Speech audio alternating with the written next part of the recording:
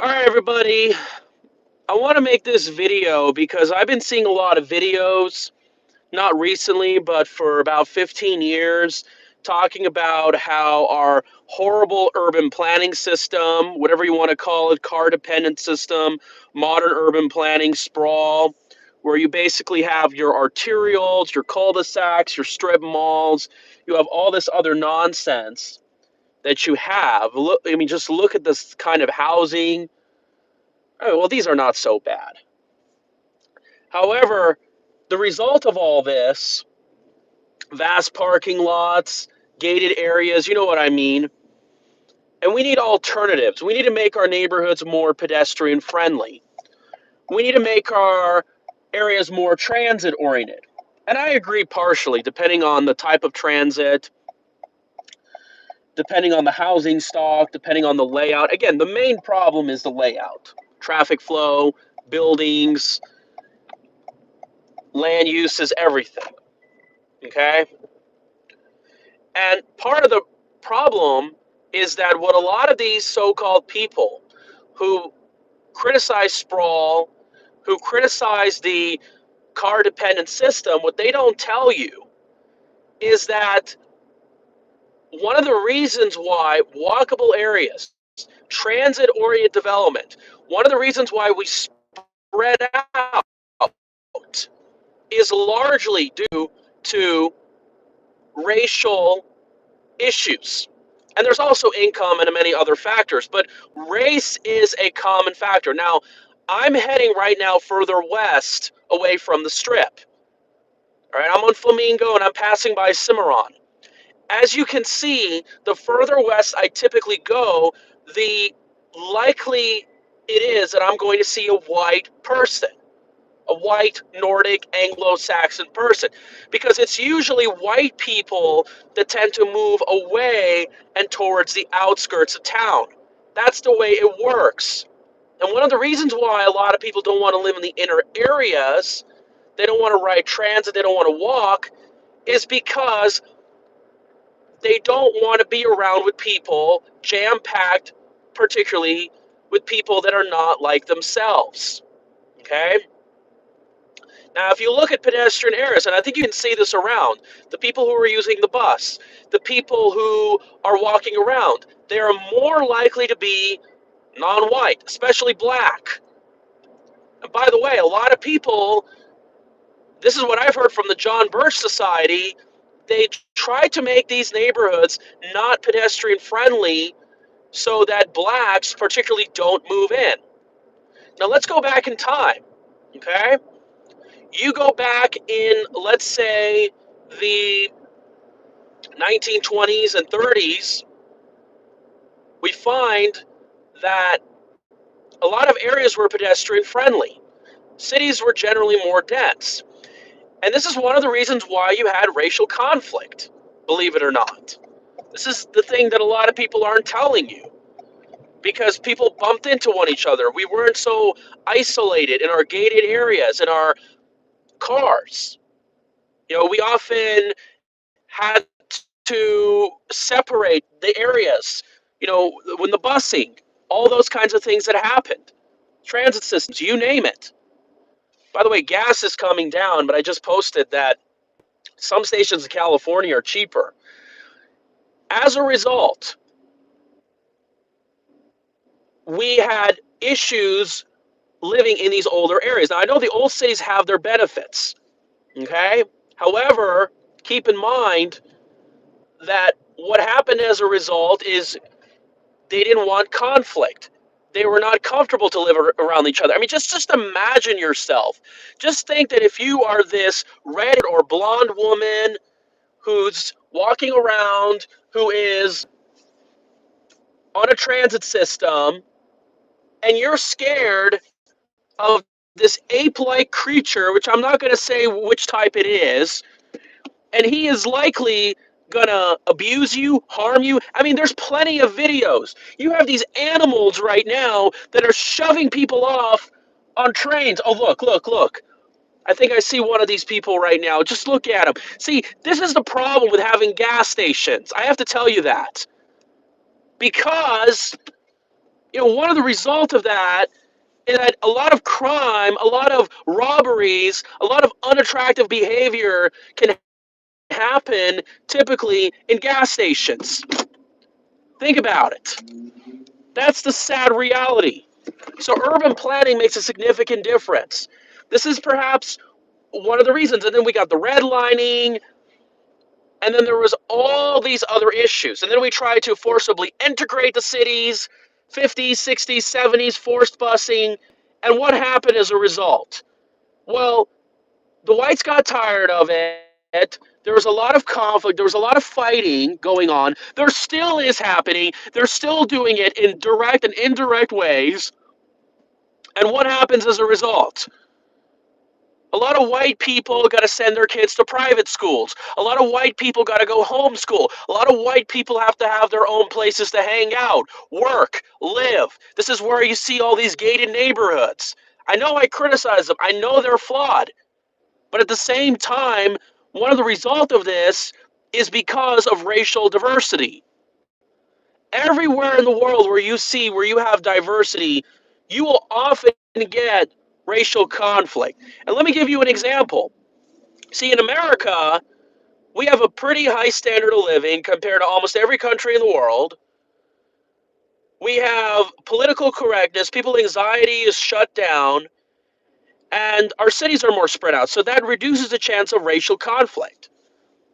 But if you go to where my father grew up, which was the Khuzestan province of southwestern Iran, the cities are more packed. They're designed differently. And there's a lot of conflict, ethnic conflict, religious conflict, language conflict.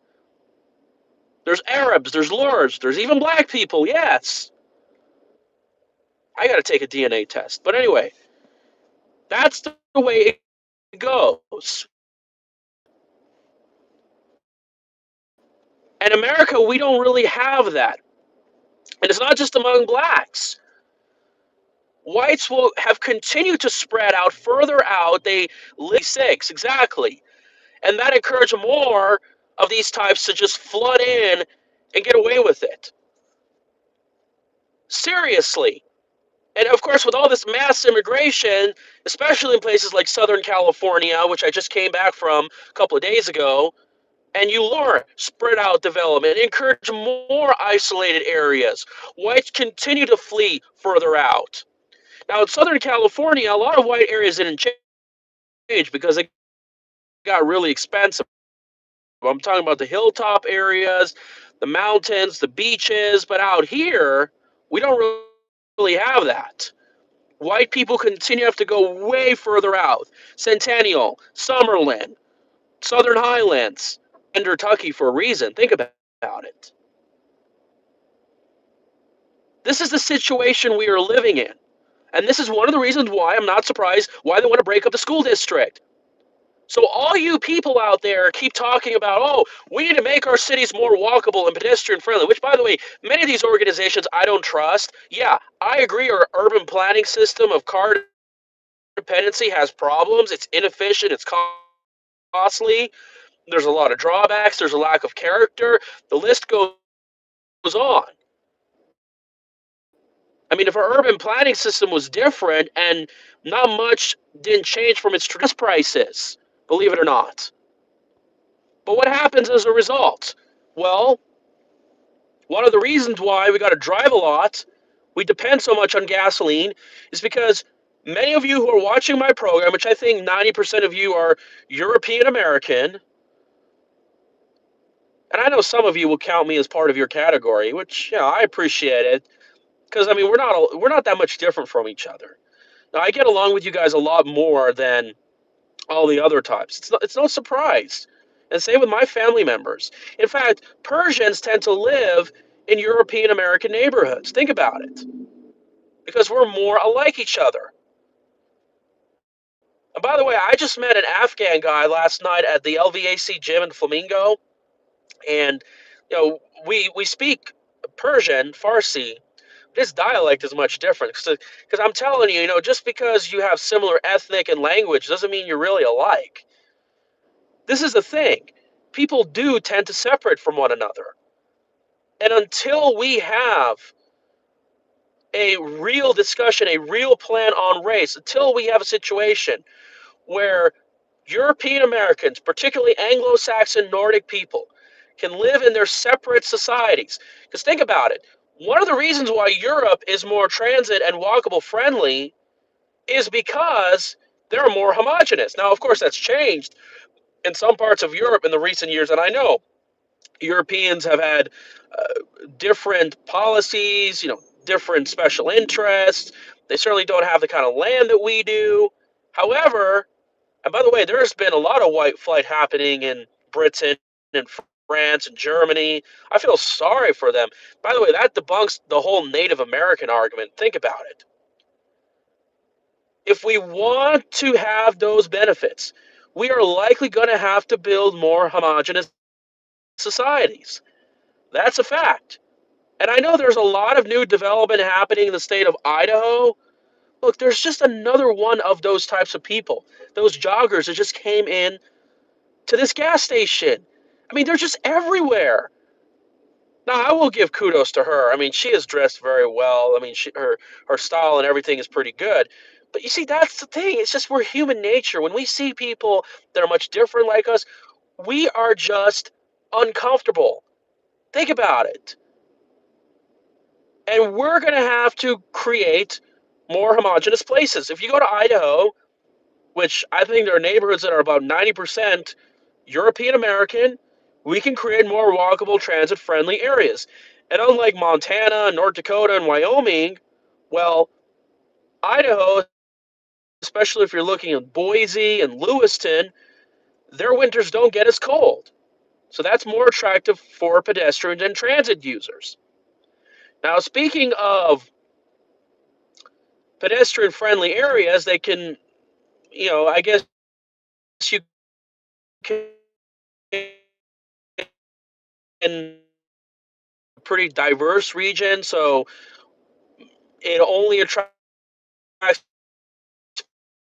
predominantly system comfortable, whatever you want to call it. I mean, who knows if it's replacement? It's just probably just some kind of like drag down. It's continuing. It's going to continue regardless of who's president, what immigration policy we have of power. Yeah, I mean, it would have slowed down. But again, you have to look at this mixed race agenda of children being born, the commercials, the birth rates, all these things that matter. And you guys got to really understand, folks, that it's about safety, because think about it.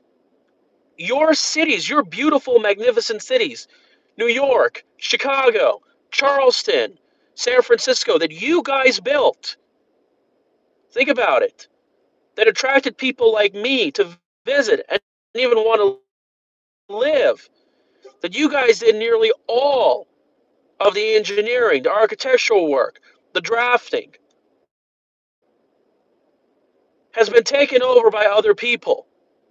Many of those people could not build fascinating cities on their own. At least my ancestors could.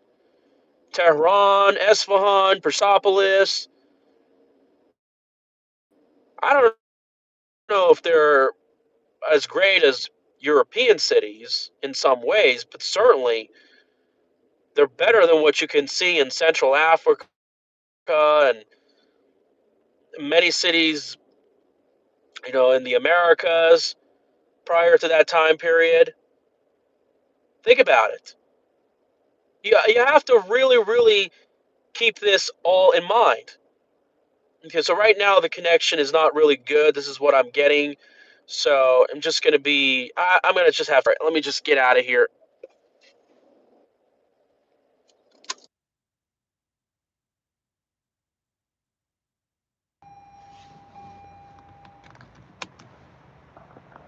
Look at this. These people are everywhere. They dominate. I'm really sick of it.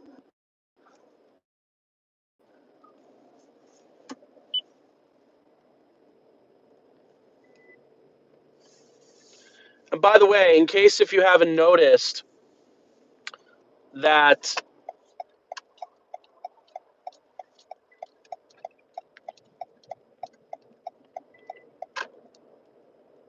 don't know why the connection here is so bad. It's pissing me off. So let's just drive around and see what's going on.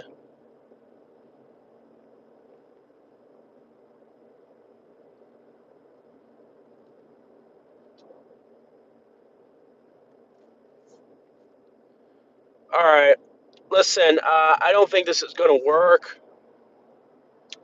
So I think I'll just have to end the video from there. I don't know exactly what's going on.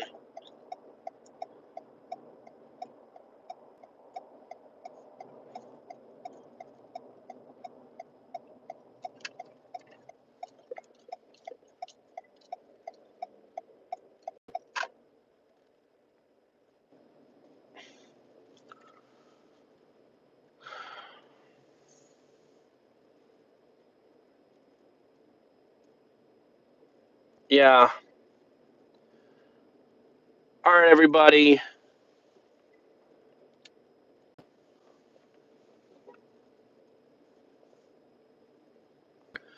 Yeah, I'm really sorry about this.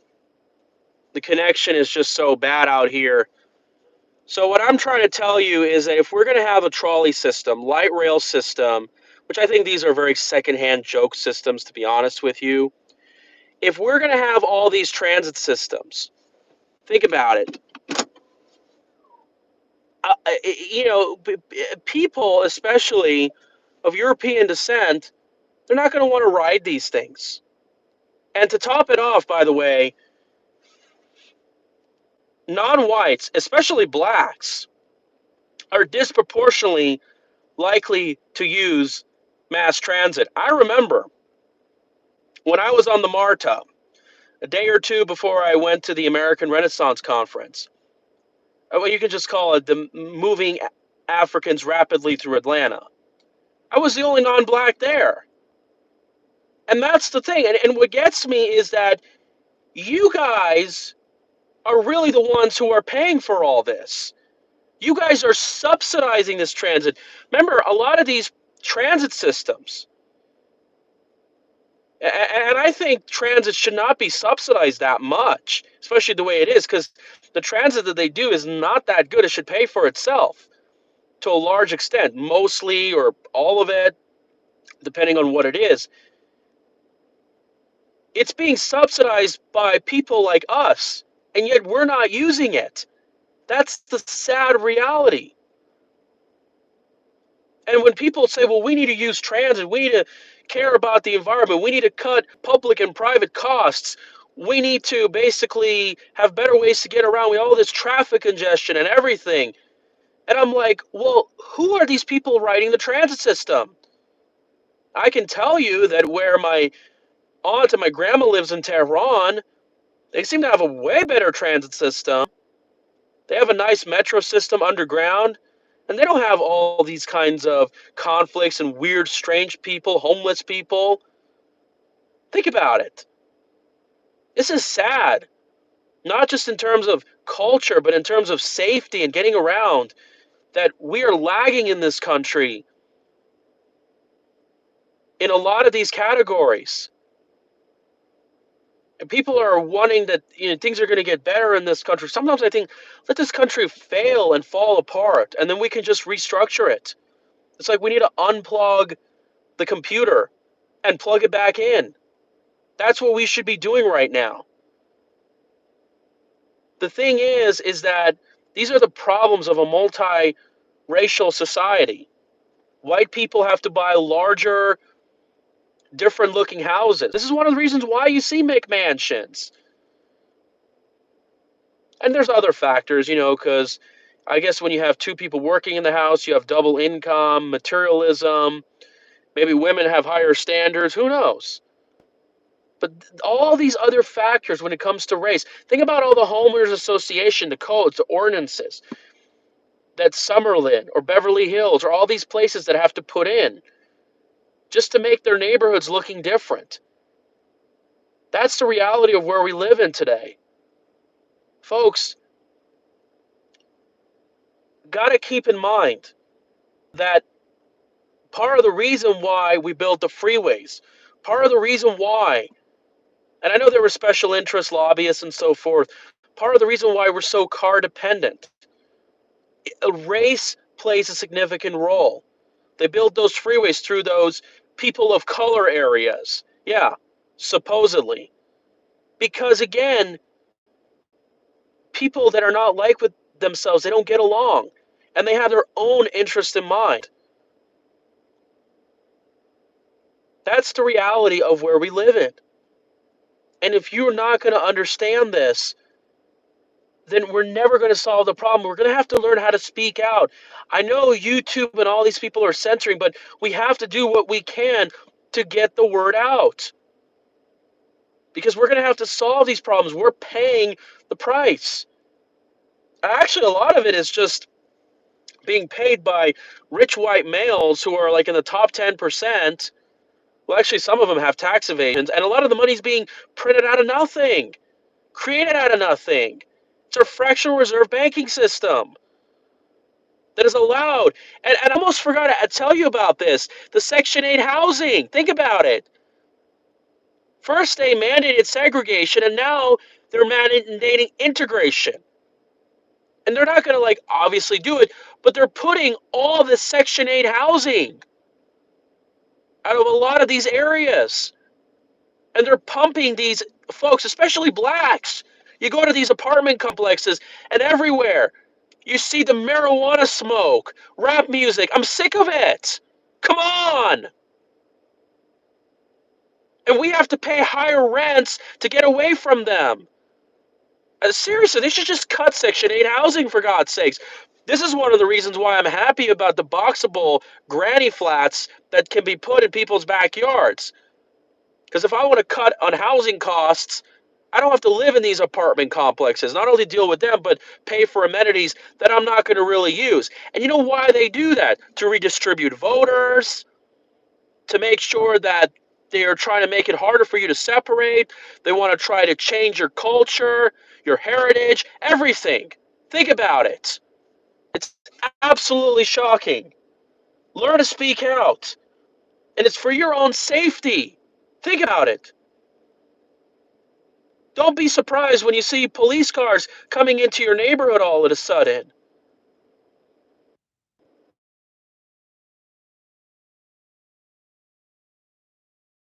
All right, I gotta go. Thank you.